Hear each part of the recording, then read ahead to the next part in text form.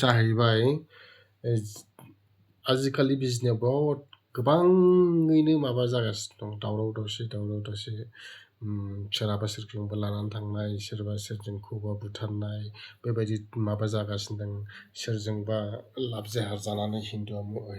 मुस्लिमा हिन्दुफोरखौ हिन्जावफोरखौ थगायनानै लांनाय बेबायदि जोंनि बिजनि ओनसोलाव गोबां दावराव दावसि ड्राग्सनि दावराव हिन्जावनि दावराव सोरबा मानसि बुथारनायनि दावराव बेबायदि बिजनियाव गोबां जागासिनो दं बे मानो जादों मिथिबाय बियो जानायानो जाहैबाय जोंनि ओनसोलाव दावराव दावसि आरो एमएलए आबो बेलेगनि जाहैबाय आरो 2 बोसोरजों बर'आ एमएलए मोनासै अजय कुमार राय आरो अरुप कुमार दे बिथांमोननि थाखायबो माखासे दावराव दावसि जागासिनो दं दावराव दावसि माने अरुप कुमार देआ बाङालि समाजा एसे गोग्गानाय मोनो गावसिनि जाथि होननानै जोंहा एमएलए दङ होननानै बिजेपिनि एमएलए दङ होननानै बिसोर गोग्गानाय जागासिनो दङ आरो बेबायदिनो जालांबाय थागोन नामा दावराव दावसि जोंनि बिजनियाव बहुद सान्थिमोन गोदोनिफ्रायनो गन्डगलबाबो जेबो जायामोन नाथाय दा आरो हिन्जावखौ लानानै खारनाय सोरबा मुस्लिमा हिन्दुखौ खालामनाय नैबे मोनसे बाथरि नुदों नै চিৰাং জিলাৰ বিজনে কাপলি বাগান ভাড়াতীয়া ঘৰত এগৰাকী হিন্দু যুৱতীৰ সৈতে শ্বাহজামাল শেখ নামৰ 22 বছৰীয়া বিবাহিত ইছলাম ধৰ্মাৱলম্বী যুৱক বিশাল মল্লিক নাম লৈ এখন ঘৰত ধৰা পেলায় ঘটনা অনুসৰি হিন্দু বুলি পৰিচয় দিছিল শ্বাহজামাল শেখে পিছত স্থানীয় ৰাইজ আৰু ৰাষ্ট্ৰীয় বজৰং দলৰ কৰ্মীসকল উপস্থিত হৈ বিজনী আৰক্ষীক খবৰ দিয়ে পিছত বিজনী আৰক্ষীয়ে ঘটনাস্থলীত উপস্থিত হৈ শ্বাহজামাল শেখক বিজনী আৰক্ষী থানালৈ লৈ যায় news desk report Bijni news মানে बेबायदि गोबां जागासिनो दं दाख्लैबो स्टेशनाव सानै हिन्दु सवालि आरो मुस्लिम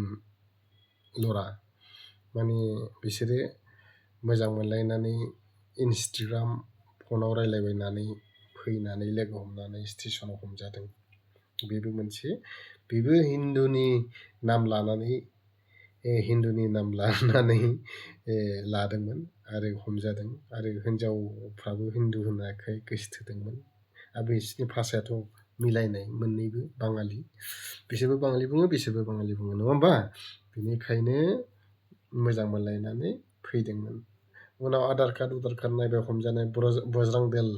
होननाय मोनसे पार्टि दङ नै बे पार्टिया हमदों आरो स्टेशनाव खुदुमलायबाय थादोंमोन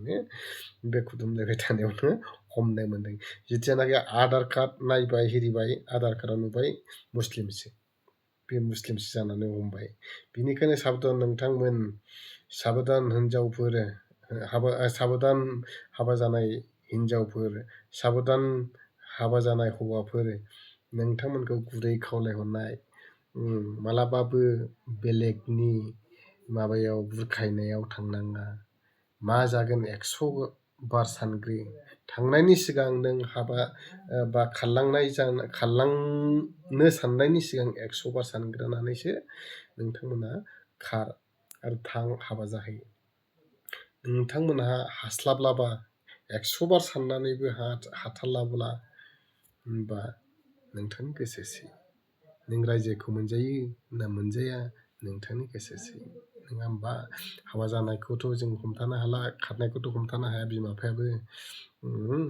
थैनायखौबो हमथानो हाला होमबालाय मा खालामबावनो बेनिखायनो जाय थांगोन बियो 100 बार सानग्रो 100 बार साननानै गावनि डिसिसनखौ गावनो ला सानबाबो साननो हायाब्ला